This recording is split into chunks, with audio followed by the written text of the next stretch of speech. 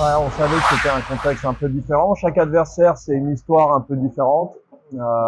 Par contre, on a mis vraiment l'emphase sur nous.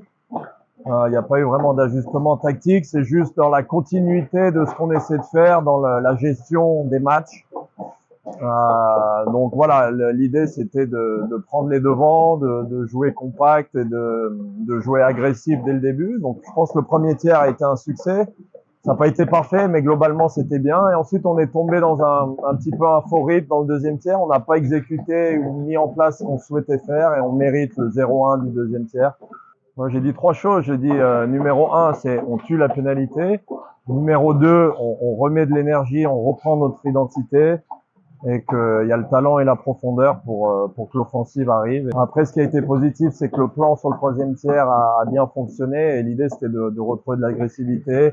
On savait qu'on allait avoir aussi un powerplay qui allait tomber. Là, c'était un cadeau un peu de la Slovénie avec un surnom, mais le plus important a été ce piqué de tuer la pénalité en début de troisième tiers et ensuite, ça nous a permis de lâcher et voilà. On sait que les Slovènes avaient un gros match. On savait que plus le match avançait, plus on avait des cartes en main par rapport à eux en termes de fraîcheur et en termes de profondeur.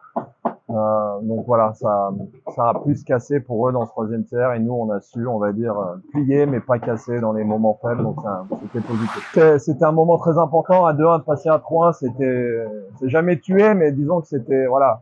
Ça allait donner beaucoup de souffle et d'énergie. La ligne de Stéphane était sur la glace, donc ils ont créé la pénalité.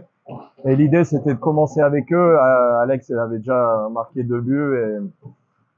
Et donc l'idée, c'était de les reposer. L'idée, c'était aussi de savoir, on avait pensé plus loin, c'est que la Slovénie, avec leur résultat de -2 contre la Lettonie, contre nous, ils étaient obligés de gagner de 2 pour espérer être en vie.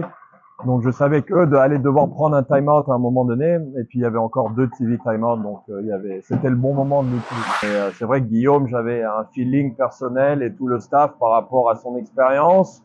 En Slovénie, il connaît ces gars et je sais qu'en tant que joueur, on aime jouer ces matchs-là et qu'il y a souvent le boost en plus, donc on voulait utiliser ça pour amener une énergie nouvelle.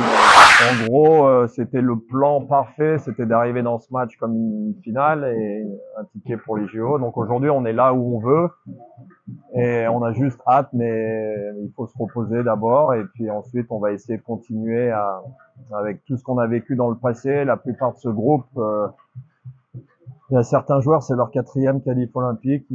On a déjà fait les faux pas, on a déjà fait les erreurs, donc il n'y a pas de garantie, mais on va essayer de garder toutes les cartes en main et de se donner les meilleures probabilités de gérer ce match.